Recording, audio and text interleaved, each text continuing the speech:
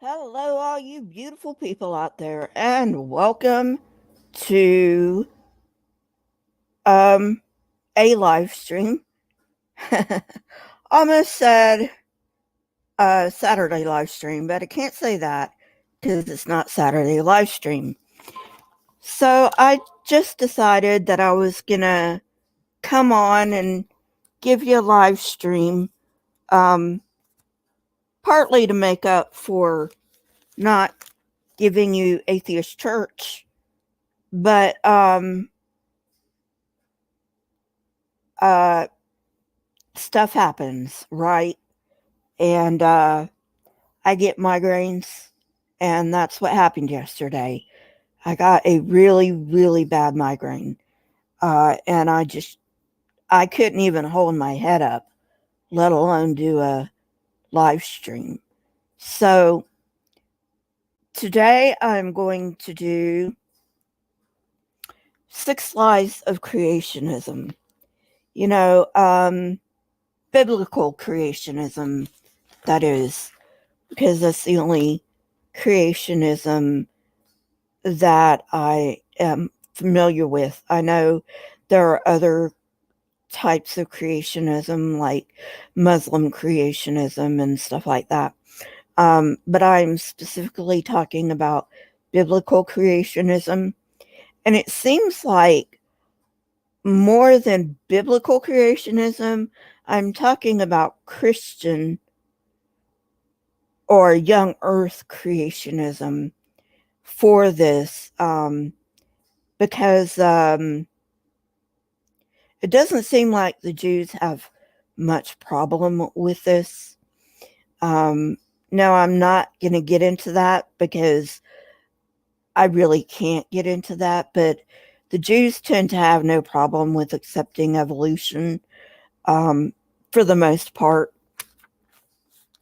Um, I am going to try to get a rabbi on here and talk Judaism, so be on the lookout for that. And, hi Nevermore, hi GeoSam. So, let's get into it. 6 lies of biblical creationism. And, so let's start. First of all, the first lie, which is very, hurtful to not only us, but the planet, is man is above everything else. They think we are specifically created by God. Okay, so we're not animals, despite if you look up the biological definition of an animal, not the dictionary definition, the scientific definition. What part of animal do we not fit? Nevermore, just getting started. So, what part of the biological definition of animal don't we fit? Okay. Now, what this means to them, because I'm no longer a Christian, but what this means to them is we can crap on the planet all we like because, they believe in, they're going to go to heaven. Or for the J-dubs, they believe Jesus is going to come back and, 144,000 are going to go to heaven and the rest of the J-dubs are going to live on paradise earth and, happily ever after, and we don't have to worry about things like climate change and global warming. Well, we absolutely do. Not only that, but we have an obligation to take care of the planet and all of its constituents, including plants and animals. And other animals, I should say, because we are animals. Hi, Marianne. All right. So that is the first major dangerous fallout from biblical creationism. And there may be more. And if you think of more, please leave them down in the comments. I would love to hear your ideas. Second major lie of biblical creationism: man is above woman. Because if you remember, some of you may not, because some of you may not have been raised in a Christian home. But according to the Genesis myth, at least according to Genesis 2, not Genesis 1,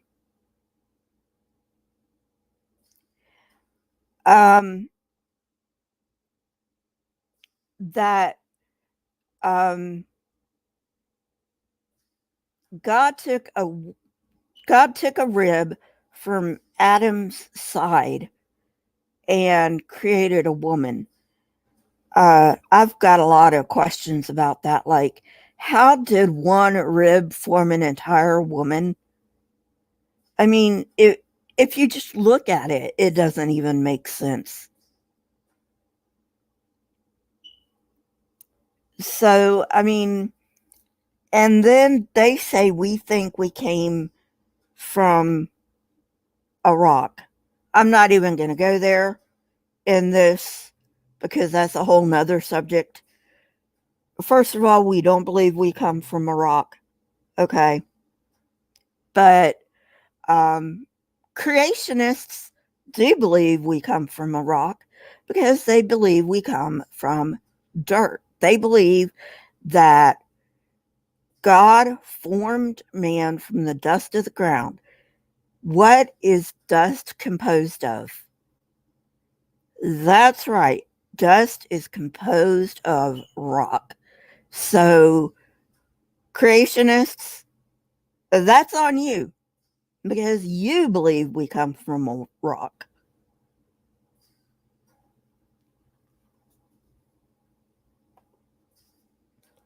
That's a good question, Evermore. Why don't you ask Matt Powell that? See what he comes up with. Man is not above woman. If you look in Genesis 1, God created man and woman together out of the dust of the ground. Okay? It's only in Genesis 2 that we see God making woman from the rib of a man. Now, in Jewish legend, there is a myth that Adam's first wife was named Lilith. And Lilith didn't want to be married to him anymore because Adam wanted Lilith to be in subjection, and Lilith was having none of it. She said, I am your equal, basically. You know, I'm cutting this down for time, but basically Lilith said, I am your equal. And then, according to Jewish legend, she calls on the name of the unnameable God. And so is whisked away. So Adam no longer has a wife because Lilith doesn't want to be subjected to Adam because they were created co-equals. So then God decides he's going to take a rib out of Adam because then at least there'll be a reason for women to be subject to men. So, so that's the second very toxic lie that comes from biblical creationism. The third toxic lie that comes from biblical creationism is God created the world in 6 days. Even if your God existed, he did not create the world in 6 days. How do we know this? We pretty much know how the universe came into existence. We can see back as far as the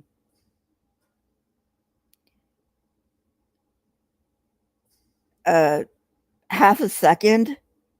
I'm not really up on this, okay? So I'm going to say half a second, but I think that is too long. But I'll go ahead and say half a second after the Big Bang, which is the expansion, not the explosion, people, of the universe. An explosion is something that happens to material within space-time. The Big Bang was the expansion of space-time itself. We know basically what has happened from that time forward. And we know it is not 6 days. Okay. All right. Just getting that out there. Okay. The fourth toxic lie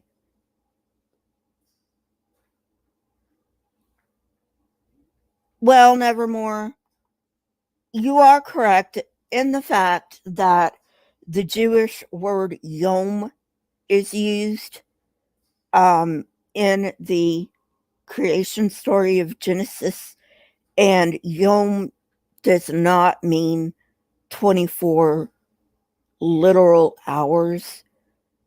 And older creationists do have this right. I will say that. They do have this right. However, for young earth creationists, they think that it is 6 literal 24 hours, which, if you go back in time to, say, the time of the dinosaurs, there were 20-hour days, not 24-hour days. So that's another reason it can't be a literal 24-hour day, because our days have not been always 24 hours.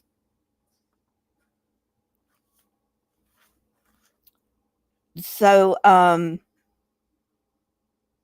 then the fourth lie, I won't call it a toxic lie. Those are for the top 3. And number 6, which I'll get to number 6. But number 4 on my list is everything needs a beginning but God. This is a special pleading argument. Okay? It just is. Why would your God not need a beginning? If everything else needs a beginning, why shouldn't God need a beginning too? That's special pleading. And we here in the atheist world do not accept that.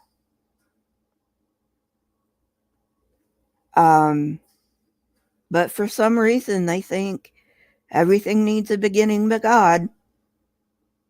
Okay, you're wrong, but I'm going to leave it at that.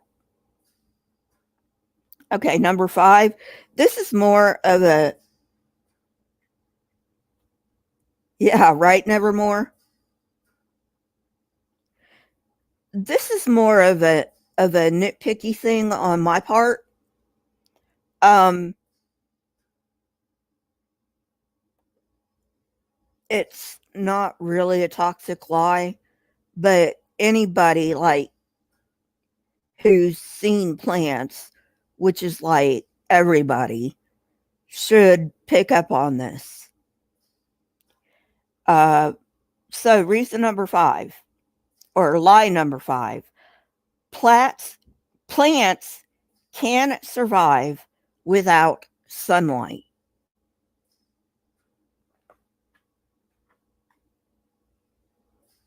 Because if you remember in Genesis chapter 1, God supposedly creates plants before he creates the sun. How can they survive without sunlight? Seeing as how that's where they get their photosynthetic powers from. And number 6, which is probably the most toxic teaching from, and the most toxic lie of biblical creationism. Man needs to worship the Bible God. Okay. First of all, you have to define who you're talking about, because Bible God is a self-contradictory term. And anybody who reads the Bible can see how contradictory that the biblical God really is. Second, you have to define which God we're talking about. The patriarchs worshipped El. Not that I believe the patriarchs existed, but, let's pretend. Let's pretend the patriarchs existed. They worshipped El. And in fact, Saturday on my live stream, I pointed out that even in Leviticus, they were still using El names. Not that I believe that Leviticus really happened either, but you can see they're still using El names. And probably mixed with Yahweh names, but definitely still with the El names. So, which God are you talking about? Even in the Bible, you have El and you have Yahweh. Which God are you talking about? Okay. Second of all, let's pretend your God does exist. Why would I worship him? He is a genocidal megalomaniac. No, I will not worship him, because you think that Christians, rather, not saying people in my audience necessarily, but Christians think that God is all loving. Have you read the Bible? He supposedly committed genocide by sending a flood, which the global flood never happened. Okay. We can scientifically say that the biblical global flood never happened. We can scientifically prove that. Okay. Not to mention that the flood story of the Bible comes from the Mesopotamian myth. And you can see that because you see parallels in the Mesopotamian myth and the flood myth. The first striking parallel in these two flood myths is that the guy in the Mesopotamian flood myth, his name is Utnapishtim or something like that. I don't think I'm correctly pronouncing his name. But this name translates into Hebrew as Noah. Not kidding you. Look it up.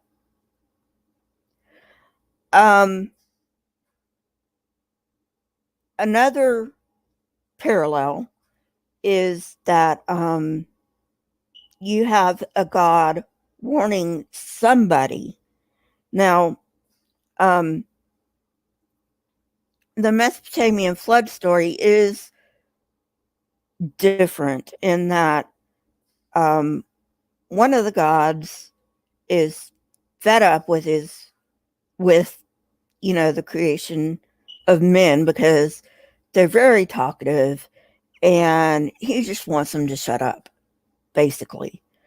So he says, well, I'm going to send a flood. His brother Enlil overhears him planning this big flood.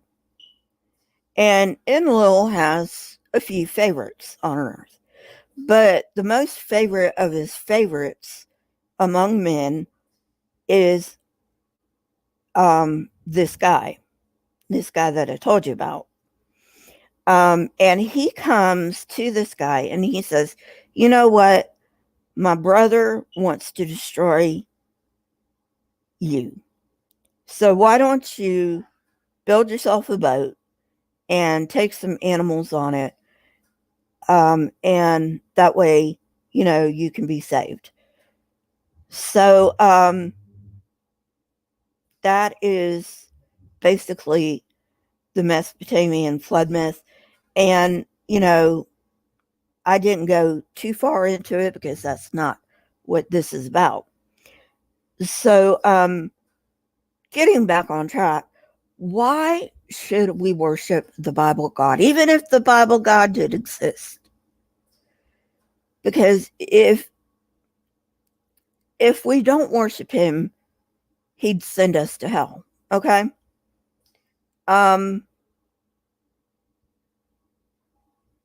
Why would I worship somebody like that? Like I said, he's a megalomaniac if he exists, which I don't think he does. But that's besides the point. This point 6, and I'm not just talking about Christianity, I'm talking about religion as a whole. Religion as a whole has been responsible for more wars than anything else. They might try to say, no, it's because of this, that, and the other. But boiled down, it's religion. Look at the Crusades. They said they wanted to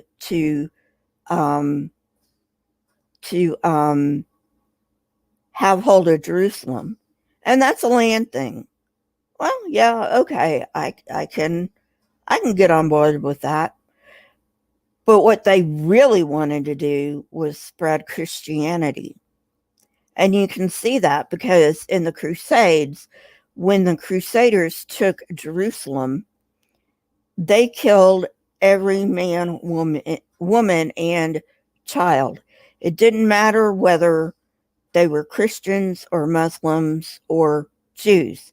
They killed everyone. So, and then we have the witch trials, which right now I'm on the Connecticut witch trials, which is actually an interesting subject. the Connecticut witch trials were the first witch trials in the New World. They came before Salem. And I've got a series on that if you want to look up the series on those particular witch trials. And then Salem came later.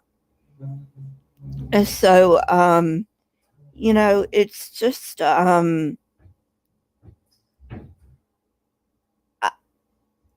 even if you could prove to me that the Bible God existed, I wouldn't worship him.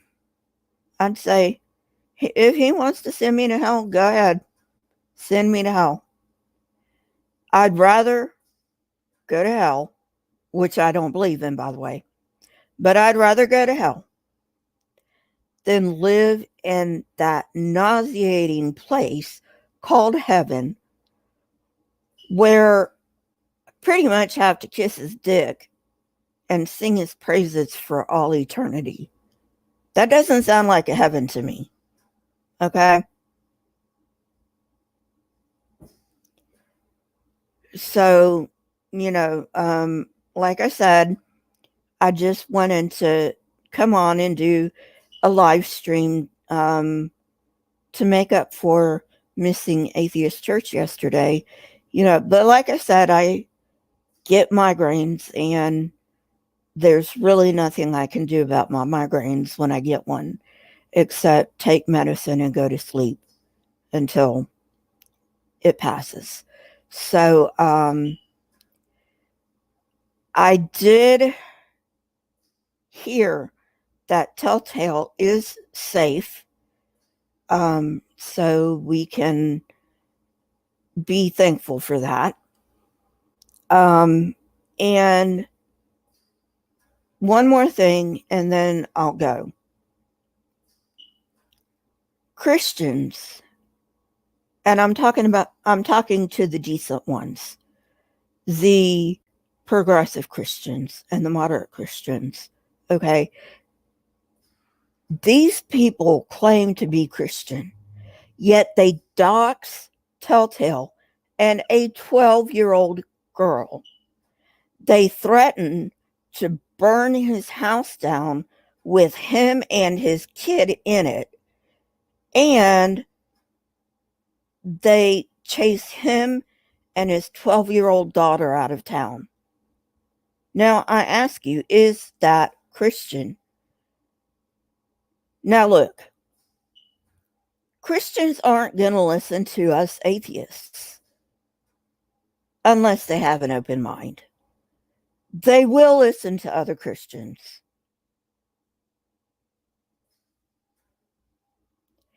And you have to keep these people in check, because these people are giving you a bad name. If you think you can sail through life and say, oh, well, it doesn't really affect me, it doesn't concern me. Yes, it does. It absolutely does concern you if you are a Christian, because this is how people are starting to see Christians. This absolutely concerns you. And you need to put the brakes on these people.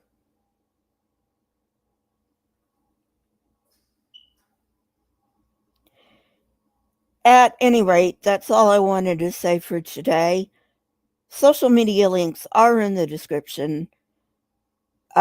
Please consider becoming a channel member. You get this cool little banner. Plus, you get cool emojis. And plus, you get, some special content. So, I will talk to you guys later. I should have an edited video out tomorrow. Just putting the final touches on it. And yeah, I thank you all for being here, and have a wonderful, wonderful day. And I will talk to you whenever I talk to you. Don't forget to leave comments in the comment section. And especially if you think there's, I know there's more lies in creationism than just these 6. But if there was one that is your favorite that I left out, please leave it in the comment section below. Not only do I love hearing from you, and yes, I do listen to all comments, or read all comments rather. I also, they also help the YouTube algorithm. So, at any rate, I will talk to you guys later. Have a great rest of your day. Bye.